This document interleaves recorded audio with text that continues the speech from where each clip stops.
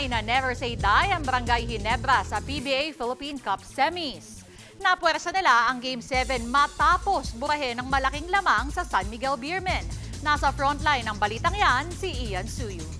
Scotty pops out. Scotty will receive. CJ in front. He's gonna drive. Scotty on the drive. Kicks it over. LA for the win! Sa 3-point shot na yan ni Teniente L.A. Tenorio, nanatiling buhay ang Barangay Ginebra sa PBA Philippine Cup. May 3 segundo pa sanang natitira para bumawi ang San Miguel Beermen. CJ for the win! No! Pero hindi na sila nakasagot. Final score, 88-87, pabor sa Gene Kings.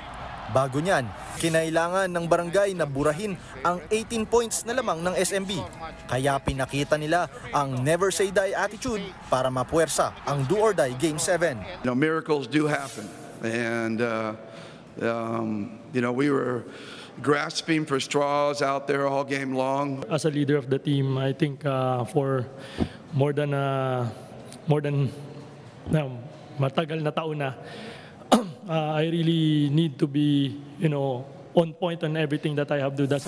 Sa Miyerkules na ang Game 7 ng serye. Sino man ang manalo dyan, naghihintay na sa kanila ang TNT Tropang 5G. Pumabante ang tropa sa finals matapos nilang ilaglag ang Rain or Shine Elasto Painters sa Game 6. Naging dikdika ng laban mula simula hanggang bandang gitna ng 4th quarter. With 3 to shoot, they go out to Calvin for 3. Brandon gets it back. Jordan for 3. Oh! Nagpakawala ng 10-2 scoring run ang TNT para dumistansya. Final score, 97-89. Top scorer si Jordan Heading para sa TNT with 29 points.